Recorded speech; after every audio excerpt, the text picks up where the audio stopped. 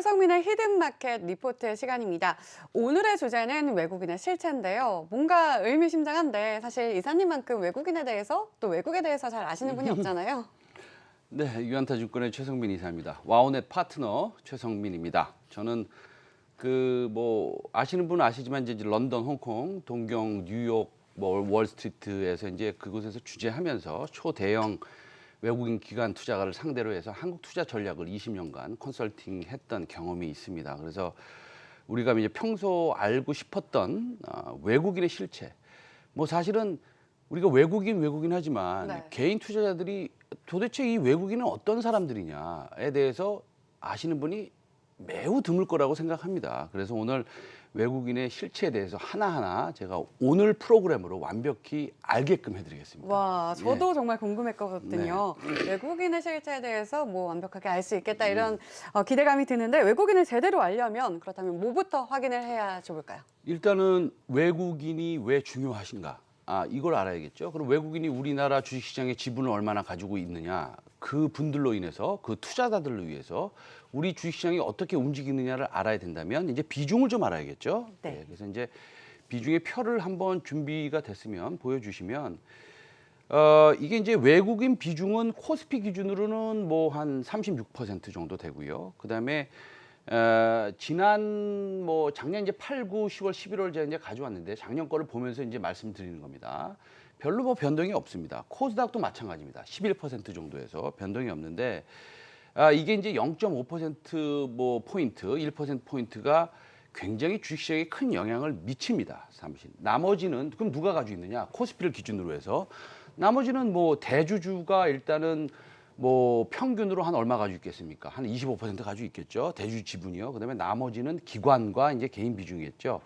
그래서 이 유동 지분의 이 반이 되는 엄청난 영향을 미칠 수 있는 비중임은 확실합니다. 찾아보시면 아시겠지만 제가 수고를 덜어드려서 이제 말씀드리면 외국인의 비중은 보이는 대로신데 삼성전자는 한 52% 외국인이 가지고 있고요. 그렇죠? 그다음에 KB금융은 한 70%에 육박을 합니다. 그렇죠? 와, 네. 그래서 삼성전자가 그렇습니다. 외국인의 비중이 50%를 넘긴 거는 굉장히 파급력이 굉장할 것 같은데요. 그렇습니다. 제가 이제 오늘 전 섹터를 비교를 하지 않겠지만 투자가 집중되는 코스닥 예를 들어서 제약업종 같은 것을 보면 이게 한 1% 포인트만 줄어도 굉장히 큰 타격을 입고요. 또 공매도를 한다는 것은 주식을 판다는 얘기니까 또 비중도 많이 줄어듭니다. 그래서 너무나 당연하지만 외국인의 이러한 큰 영향 때문에 우리가 외국인 매매, 외국인 투자에 대해서 신경을 쓰지 않을 수 없습니다.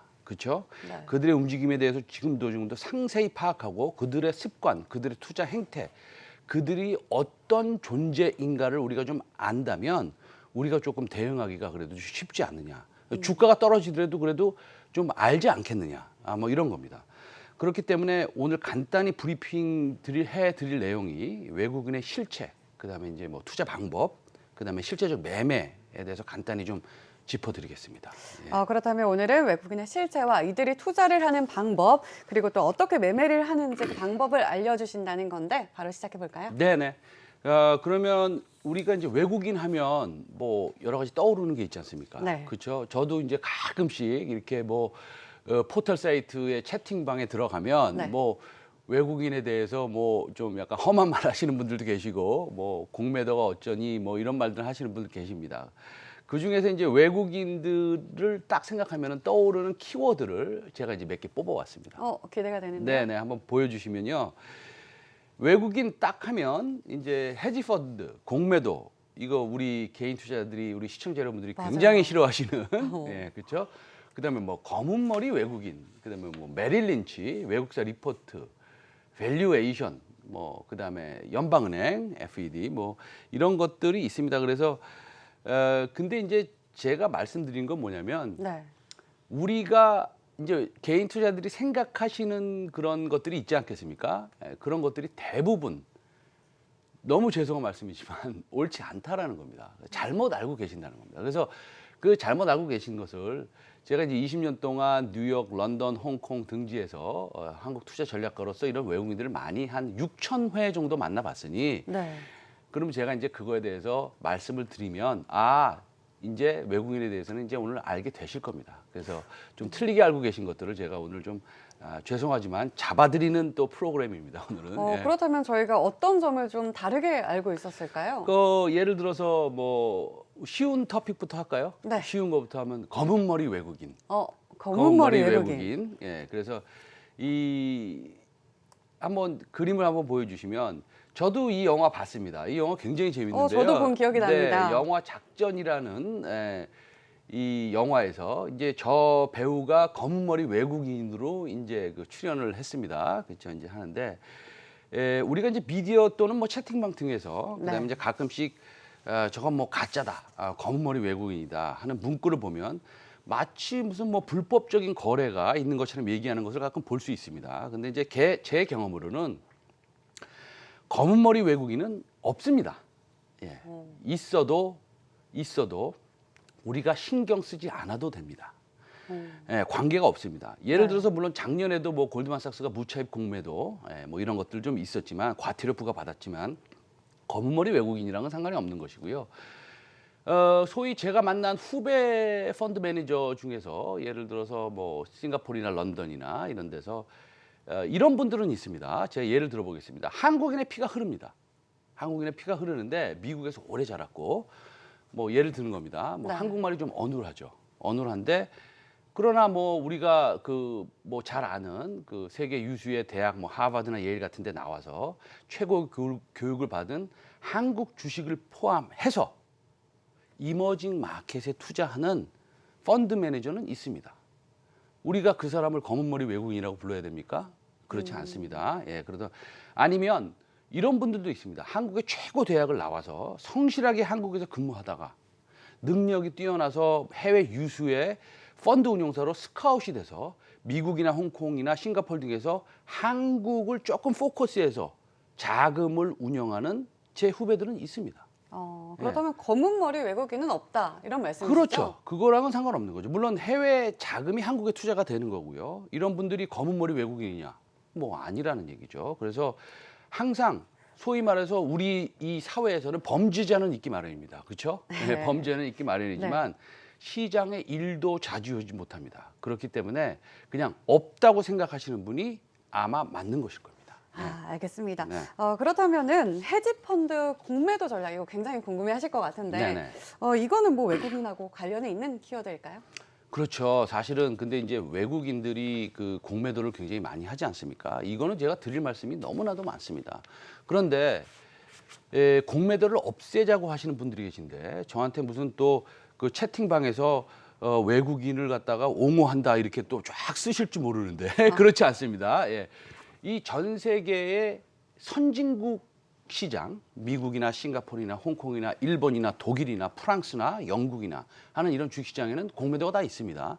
그리고 우리가 MSCI 이머징 마켓에 편입이 돼 있지 않습니까? 네. 그리고 우리가 한 6, 7년 전부터 MSCI 선진국 시장, 소위 디벨롭 마켓으로 가느냐 안 가느냐에 대해서 굉장히 뭐 여러 가지 이제 이 말들이 많았습니다. 그러나 우리가 MSCI 디벨롭 마켓으로 가서 현재 우리가 전체 시장이 펄을 10배를 받고 있다면 13배, 15배를 받기 위해서는 어차피 선진국 시장으로 올라가야 하는데 그렇게 된다면 시장의 룰들을 선진국과 좀 맞춰야 될 필요가 있습니다. 그렇기 때문에 공매도가 존재하는 것인데 문제는 뭐냐?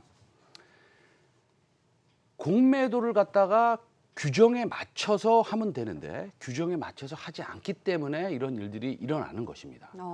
이번에 HLB 같은 경우에는 엄청난 급반등을 하지 않았습니까? 네, 그렇죠. 그래서 급반등을 했는데 HLB 같은 경우에는 그런 공매도를 갖다가 다시 매수하는, 그러니까 환매수하는 그런 환경이 이루어져서 어쩌면 그 상황에서는 우리 개인 투자자들이 엄청나게 이득을 봤을 수도 있습니다.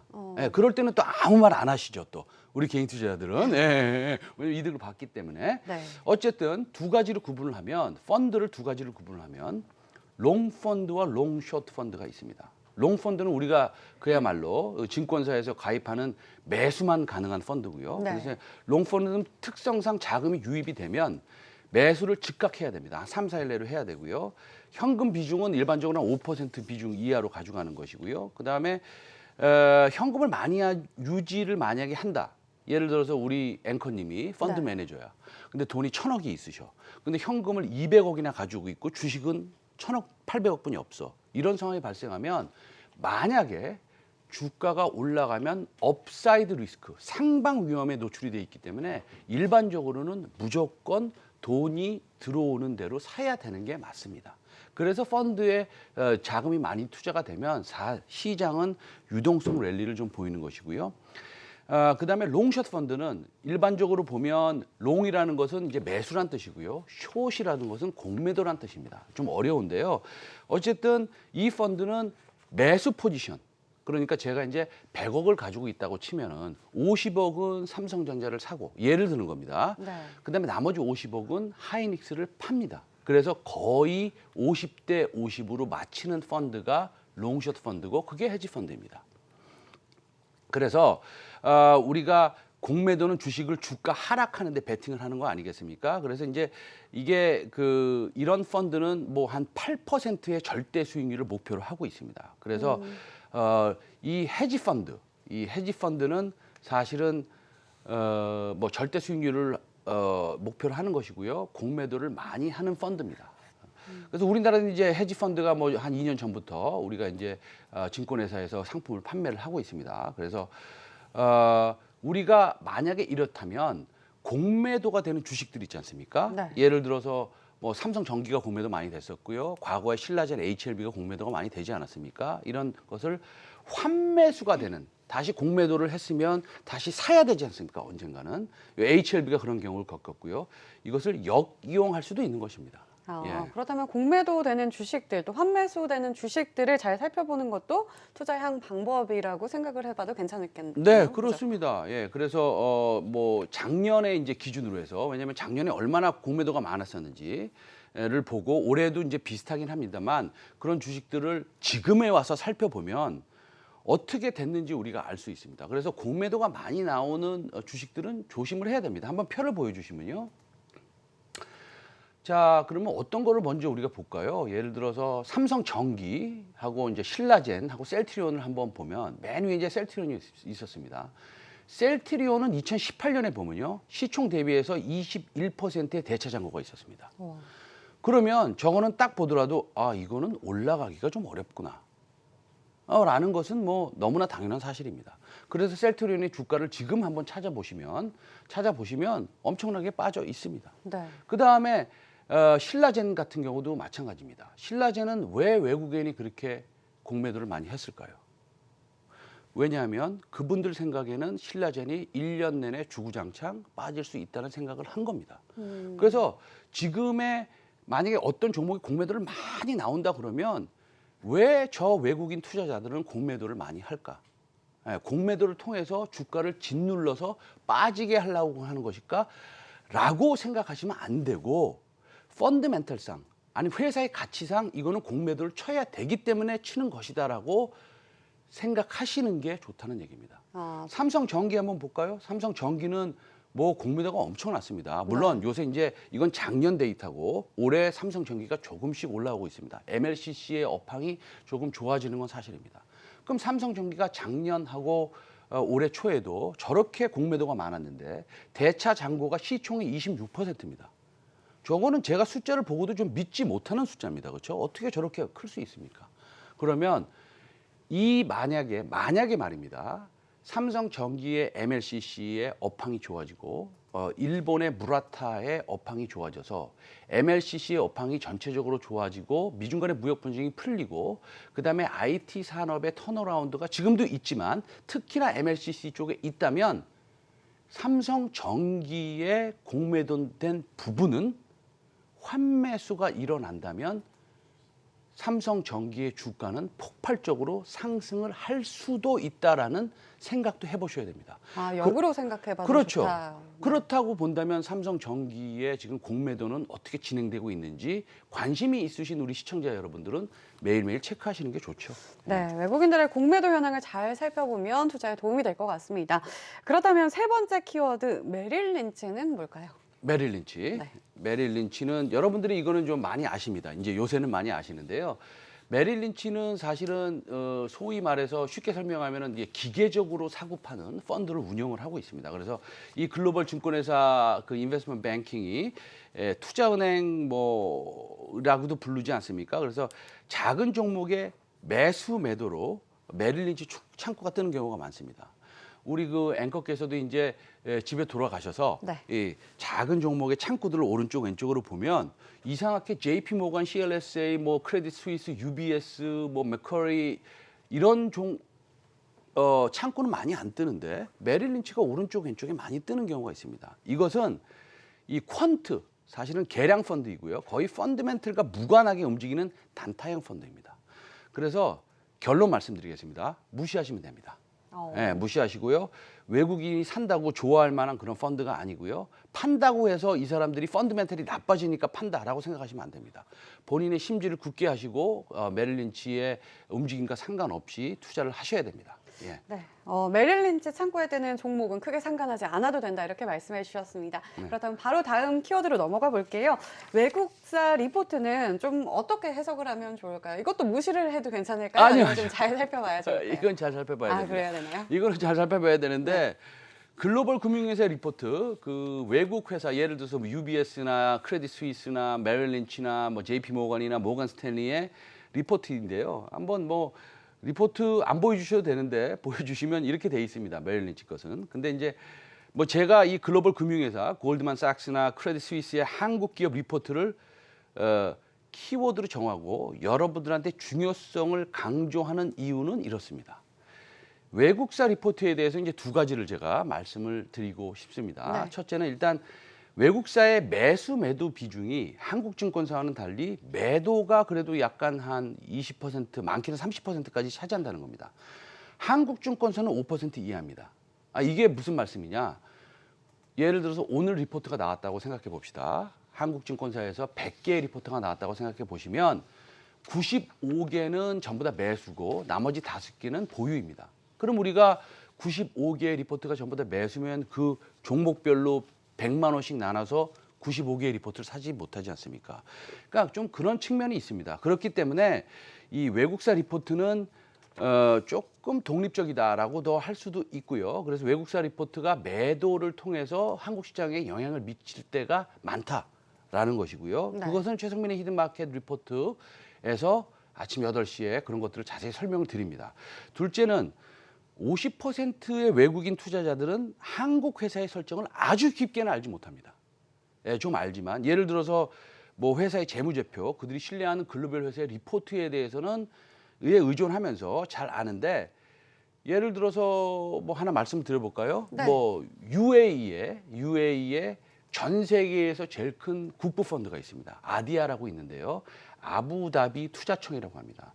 운용 자산이 지금은 얼마인지 모르겠는데 제가 이제 방문할 때도 한 7, 800조 했습니다. 굉장하네요.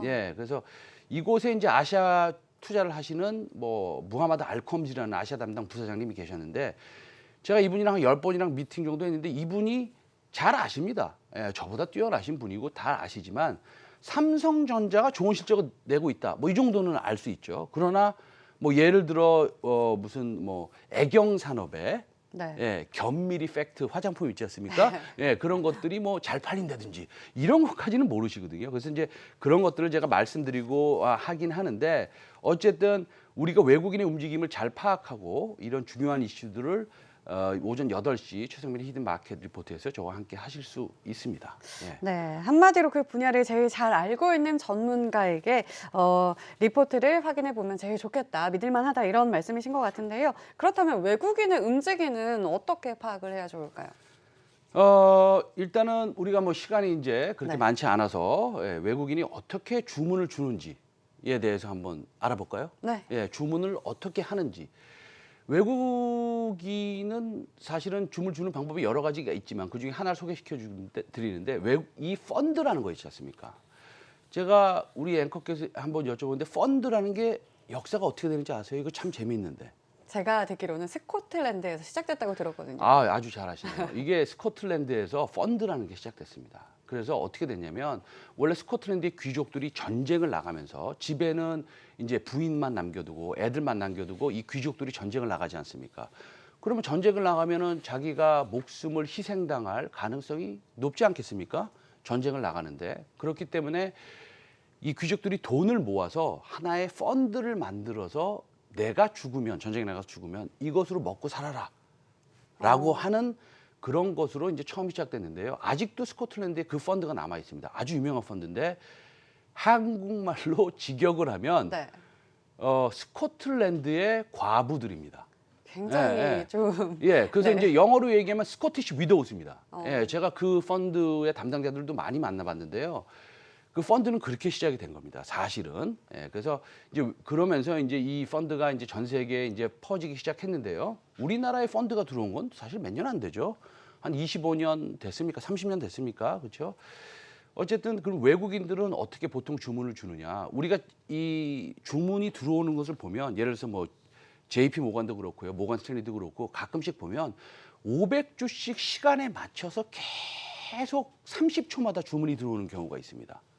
매수하는 경우가 있는데 그거를 뭐라 그러냐면 CD라고 합니다. 자, 한번 보여주시면 화면에 CD라고 그러는데요. C는 사실은 CD 주문 내겠습니다. CD로 사주십시오. 이렇게 합니다. 증권회사에. 근데 C는 뭐냐면 carefully라는 뜻입니다. 이건 조심스럽게 사라는 얘기입니다. 막 네. 사지 말고.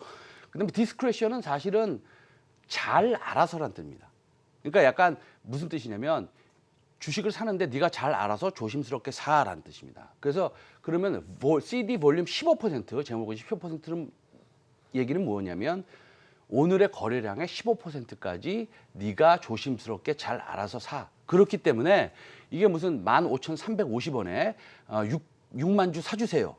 이렇게 주문을 내는 경우도 가끔씩은 있지만 이거를 외국인이 무슨 10억을 사거나 뭐 20억을 사지는 않지 않습니까? 삼성전자를 사면은 뭐 100억, 200억, 500억, 1000억까지 사야 되고 저도 과거에 5천억 가까이 하루에 트레이딩을 한 경험도 있는데 그렇다고 본다면 이거는 10초마다 주문을 내야 됩니다. 그렇기 때문에 CD로 그렇게 사는 경우가 많고요. 그래서 창구에서 만약에 500주씩 이렇게 들어오면 이거는 장 막판까지 이 사람이 사겠구나라고 좀 뭐라 그럴까요? 가정을 하시는 편이 좋을 것 같습니다. 그래서 오늘 뭐 좀 여러 가지 말씀드렸는데 외국인은 이런 투자자들이다.